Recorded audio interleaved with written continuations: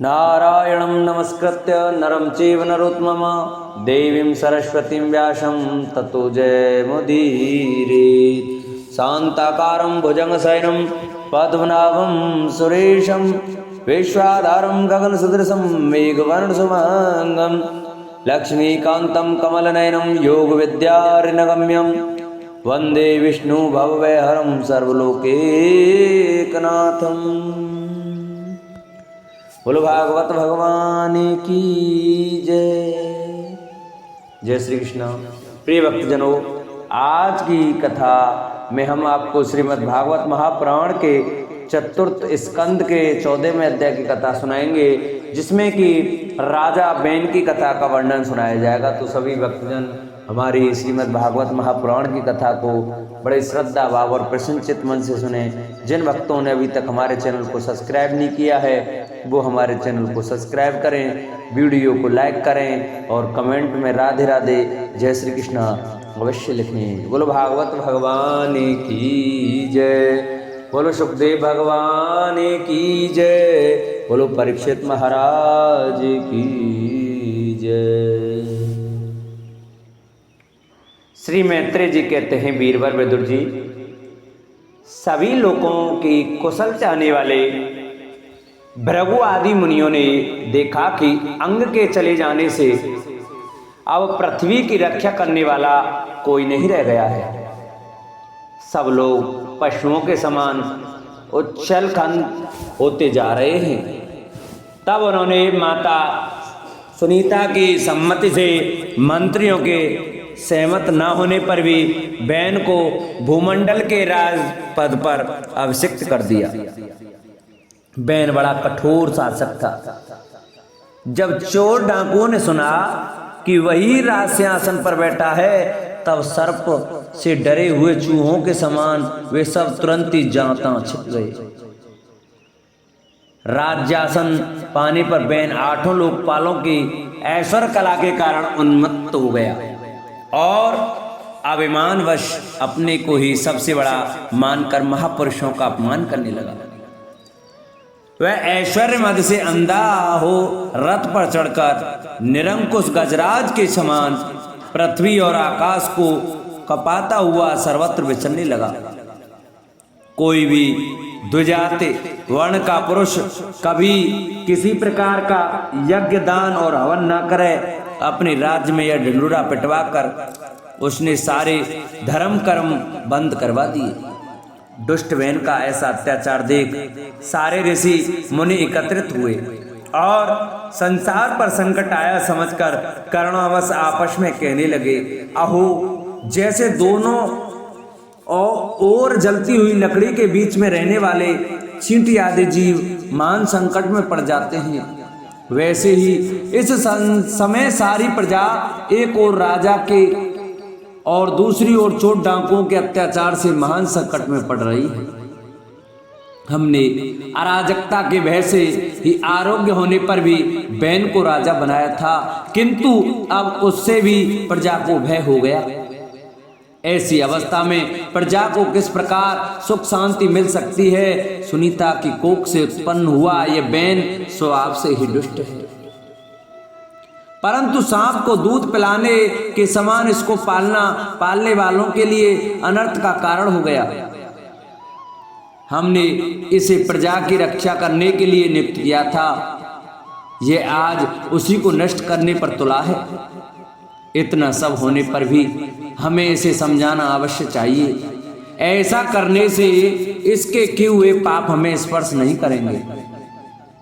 हमने जानबूझकर दुराचारी बैन को राजा बनाया था, किंतु यदि समझाने पर भी यह हमारी बात नहीं मानेगा तो लोक के धिक्कार से दग्ध हुए इस दुष्ट को हम अपने तेज से भस्म कर देंगे। ऐसा विचार करके मुनि लोग बैन के पास गए और अपने क्रोध को छिपाकर उसे प्रिय वचनों से समझाते हुए इस प्रकार कहने लगे। मुनियों ने कहा, राजन, हम आपसे जो बात कहते हैं उस पर ध्यान दीजिए, इससे आपकी आयु, श्री बल और कीर्ति की बुद्धि होगी। तात यदि मनुष्य मन, वाणी और शरीर और बुद्धि से धर्म का आचरण करे तो उसे स्वर्ग आदि शोक रहित लोकों की प्राप्ति होती है। यदि उसका निष्काम भाव हो तब तो वही धर्म उसे अनंत मोक्ष पद पर पहुंचा देता है। इसलिए वीरवर, प्रजा का कल्याण रूप वह धर्म आपके कारण नष्ट नहीं होना चाहिए। धर्म के नष्ट होने से राजा भी ऐश्वर्य से च्युत हो जाता है। जो राजा दुष्ट मंत्री और चोर आदि से अपनी प्रजा की रक्षा करते हुए न्यायानुकूल कर लेता है, वह इस लोक में और परलोक में दोनों जगह सुख पाता है। जिसके राज्य अथवा नगर में वर्णाश्रम धर्मों का पालन करने वाले पुरुष स्वधर्म पालन के द्वारा भगवान यज्ञ पुरुष की आराधना करते हैं, माँ बाप अपनी आज्ञा का पालन करने वाले उस राजा से भगवान प्रसन्न रहते हैं, क्योंकि वे ही सारे विश्व की आत्मा तथा संपूर्ण भूतों के रक्षक हैं। भगवान ब्रह्मादि जगदीश्वरों के भी ईश्वर हैं। उनके प्रसन्न होने पर कोई भी वस्तु दुर्लभ नहीं रह जाती। तभी तो इंद्रादि लोकपालों के सहित समस्त लोग उन्हें बड़े आदर से पूजोपहार समर्पण करते हैं। राजन, भगवान श्री हरि समस्त लोकपाल और यज्ञों के नियंता हैं। वे वेद त्रय रूप, द्रव्य रूप और तप स्वरूप हैं। इसलिए आपके जो देशवासी आपकी उन्नति के लिए अनेक प्रकार के यज्ञों से भगवान का यजन करते हैं, आपको उनके अनुकूल ही रहना चाहिए। जब आपके राज्य में ब्राह्मण लोग यज्ञों का अनुष्ठान करेंगे तब उनकी पूजा से प्रसन्न होकर भगवान के अंश स्वरूप देवता आपको मनचाहा फल देंगे। अतः वीरवार, आपको यज्ञादि धर्मानुष्ठान बंद करके देवताओं का तिरस्कार नहीं करना चाहिए। बहन ने कहा, तुम लोग बड़े मूर्ख हो, खेद है तुमने अधर्म में ही धर्म बुद्धि रखी है। तभी तो तुम जीविका देने वाले मुझ साक्षात पति को छोड़कर किसी दूसरे जार पति की उपासना करते हो। जो लोग मूर्खतावश राजा रूप परमेश्वर का अनादर करते हैं, उन्हें ना तो इस लोक में सुख मिलता और न परलोक में ही। जिसमें तुम लोग गौ की इतनी सख्त भक्ति है, वह यज्ञ पुरुष है कौन? यह तो ऐसी बात हुई जैसे उल्टा स्त्रियां अपने विवाहित पति से प्रेम न करके किसी पर पुरुष में आसक्त हो जाए। विष्णु, ब्रह्मा, महादेव, इंद्र, वायु, यम, सूर्य, मेघ, कुबेर, चंद्रमा, पृथ्वी, अग्नि और वरुण तथा इनके अतिरिक्त जो दूसरे वर और शाप देने में समर्थ देवता हैं, वे सब के सब राजा के शरीर में ही रहते हैं। इसलिए राजा सर्वदेव में है और देवता उसके अंश मात्र हैं। इसलिए ब्राह्मणों, तुम मत्सरता छोड़कर अपने सभी कर्मों द्वारा एक मेरा ही पूजन करो और मुझी को बल समर्पण करो। भला मेरे सिवा और कौन अग्र पूजा का अधिकारी हो सकता है? श्री मैत्रेय जी कहते हैं, इस प्रकार विपरीत बुद्धि होने के कारण वह अत्यंत पापी और कुमार्गगामी हो गया था। उसका पुण्य क्षीण हो चुका था। इसलिए मुनियों के बहुत विनय पूर्वक प्रार्थना करने पर भी उसने उनकी बात पर ध्यान न दिया। कल्याण रूप विदुर जी, अपने को बड़ा बुद्धिमान समझने वाले बैन ने जब उन मुनियों को इस प्रकार अपमान किया, तब अपनी मांग को व्यर्थ हुई देखकर वे उस पर अत्यंत कुपित हो गए। मार डालो, इस स्वभाव से ही दुष्ट पापी को मार डालो। यदि यह जीता रह गया तो कुछ ही दिनों में संसार को अवश्य भस्म कर डालेगा। यह दुराचारी किसी प्रकार राज्य सिंहासन के योग्य नहीं है, क्योंकि यह निर्लज्ज साक्षात यज्ञपति श्री विष्णु भगवान की निंदा करता है। अहो, जिनकी कृपा से इसे ऐसा ऐश्वर्य मिला, उन श्री हरि की निंदा अब आगे बहन को छोड़कर और कौन कर सकता है? इस प्रकार अपने छिपे हुए क्रोध को प्रकट कर उन्होंने उसे मारने का निश्चय कर लिया। वह तो भगवान की निंदा करने के कारण पहले ही मर चुका था, इसलिए केवल हुंकारों से ही उन्होंने उसका काम तमाम कर दिया। जब मुनिगण अपने अपने आश्रमों को चले गए, तब इधर बेन की शोकाकुल माता सुनीता मंत्रादि के बल से तथा अन्य युक्तियों से अपने पुत्र के शव की रक्षा करने लगी। एक दिन वे मुनिगण सरस्वती के पवित्र जल में स्नान कर अग्निहोत्र से निवृत्त हो नदी के तीर पर बैठे हुए हरि चर्चा कर रहे थे।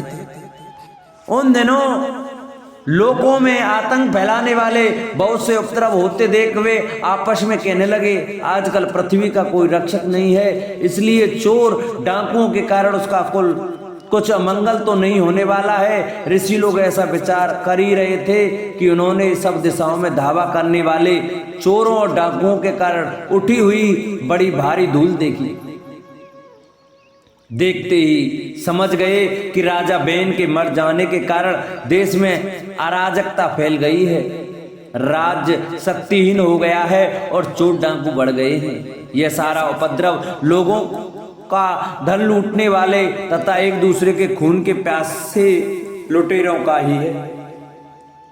अपने तेज से अथवा तपोबल से लोगों की ऐसी कुप्रवृत्ति से रोकने में समर्थ होने पर भी ऐसा करने में हिंसादि दोष देखकर उन्होंने इसका कोई निवारण नहीं किया। फिर सोचा कि ब्राह्मण यदि समदर्शी और शांत स्वभाव भी हो तो भी दोनों की उपेक्षा करने से उसका तप उसी प्रकार नष्ट हो जाता है जैसे फूटे हुए घड़े में से जल बह जाता है।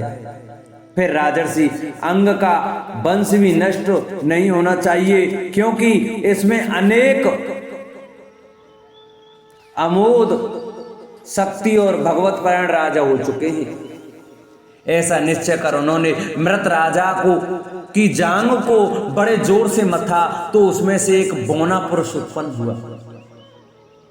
वह कोए के समान काला था, उसके सभी अंग और खासकर भुजाएं बहुत छोटी थी, जबड़े बहुत बड़े, टांगे छोटी, नाक चपटी, नेत्र लाल और केस तांबे के से रंग के थे।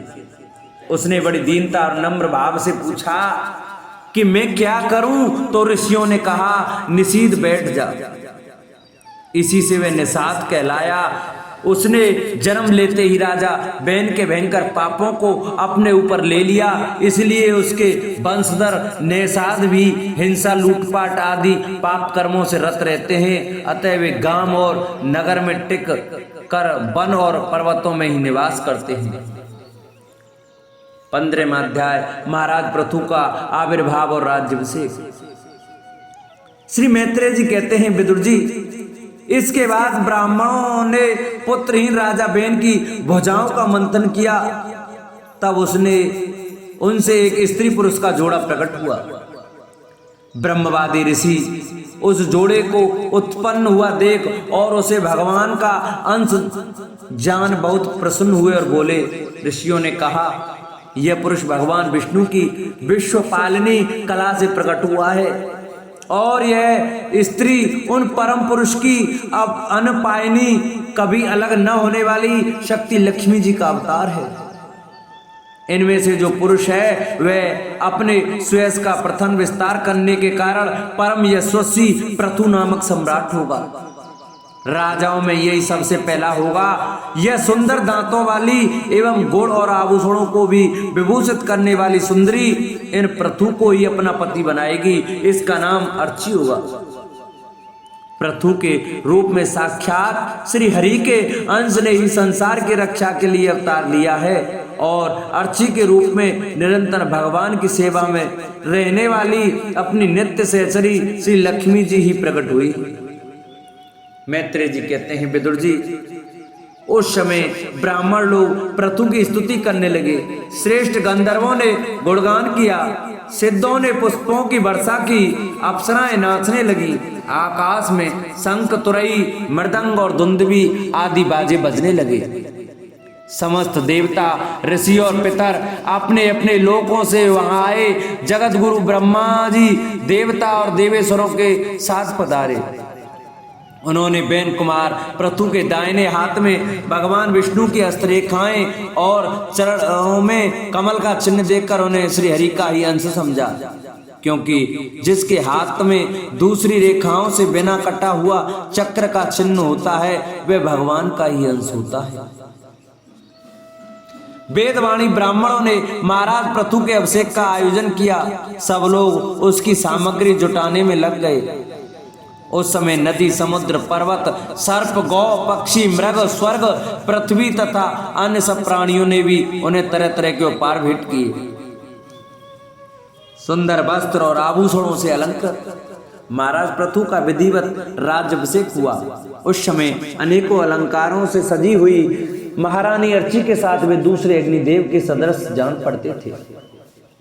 वीर विदुर जी, उन्हें कुबेर ने बड़ा ही सुंदर सोने का सिंहासन दिया तथा वरुण ने चंद्रमा के समान श्वेत और प्रकाश में छत्र दिया, जिससे निरंतर जल की फुहरियां झरती रहती थीं। वायु ने 2 चवर, धर्म ने कीर्तिमयी माला, इंद्र ने मनोहर मुकुट, यम ने दमन करने वाला दंड, ब्रह्मा ने वेद में कवच, सरस्वती ने सुंदर हार, विष्णु भगवान ने सुदर्शन चक्र, विष्णु प्रिया लक्ष्मी ने अविचल संपत्ति, रुद्र ने 10 चंद्राकार चिन्हों से युक्त कोश वाली तलवार, अंबिका जी ने 100 चंद्राकार चिन्हों वाले ढाल, चंद्रमा ने अमृत में अश्व, त्रष्टा ने विश्वकर्मा ने सुंदर रथ, अग्नि ने बकरे और गौं के सींगों का बना हुआ सुंदर धनुष, सूर्य ने तेजों में बाण, पृथ्वी ने चरण स्पर्श मात्र से अभिष्ट स्थान पर पहुंचा देने वाली योगमयी पादुकाएं, आकाश के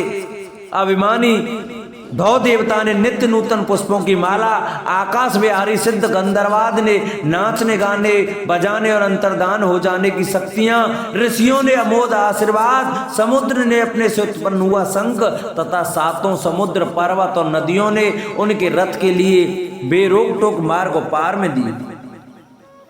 इसके पश्चात सूत, मगध और बंदीजन उनकी स्तुति करने के लिए उपस्थित हुए। तब उन उपस्थिति करने वाले तब उन स्तुति करने वालों का अभिप्राय समझकर बेन पुत्र परम प्रतापी महाराज पृथु ने हंसते हुए मेघ के समान गंभीर वाणी में कहा। पृथु ने कहा, सौम्य, शुद्ध, मागध और बंदीजन, अभी तो लोगों में मेरा कोई भी गुण प्रकट नहीं हुआ, फिर तुम किन गुणों को लेकर मेरी स्तुति करोगे? मेरे विषय में तुम्हारी वाणी व्यर्थ नहीं होनी चाहिए, इसलिए मुझसे भिन्न किसी और की स्तुति करो। मृदवासियों, कालांतर में जब मेरे अप्रकट गुण प्रकट हो जाएं, तब भरपेट अपनी मधुर वाणी से मेरी स्तुति कर लेना। देखो, श्रेष्ठ पुरुष पवित्र कीर्ति श्री हरि के गुणानुवाद के रहते हुए तुच्छ मनुष्यों की स्तुति नहीं किया करते।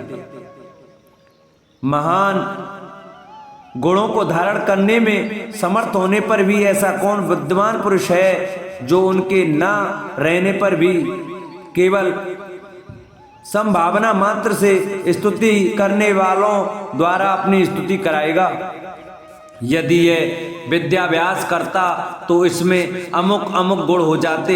इस प्रकार की स्तुति से तो मनुष्य की वंदना की जाती है, वह मंदमती है, नहीं समझता कि इस प्रकार तो लोग उसका उपास ही कर रहे हैं। जिस प्रकार लज्जाशील उदार पुरुष अपने किसी निंदित पराक्रम की चर्चा होनी बुरी समझते हैं, उसी प्रकार लोक विख्यात समर्थ पुरुष अपनी स्तुति को भी निंदित मानते हैं। सूतगण, अभी हम अपने श्रेष्ठ कर्मों के द्वारा लोक में अप्रसिद्धि है। हमने अब तक कोई भी ऐसा काम नहीं किया जिसकी प्रशंसा की जा सके, तब तुम लोगों से बच्चों के समान अपनी कीर्ति का किस प्रकार गान करावेंगे? बोलो भागवत भगवान की जय।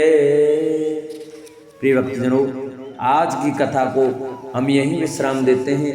कल की कथा में हम आपको बंदीजनों द्वारा महाराज पृथु की स्तुति की कथा का वर्णन सुनाएंगे। तो सभी भक्तजन हमारी श्रीमद् भागवत महापुराण की कथा को प्रतिदिन बड़े श्रद्धा भाव और प्रसन्न चित्त मन से सुने। जिन भक्तों ने अभी तक हमारे चैनल को सब्सक्राइब नहीं किया है वो हमारे चैनल को सब्सक्राइब करें, वीडियो को लाइक करें और कमेंट में राधे राधे जय श्री कृष्ण अवश्य लिखें। बोलो भागवत भगवान की जय।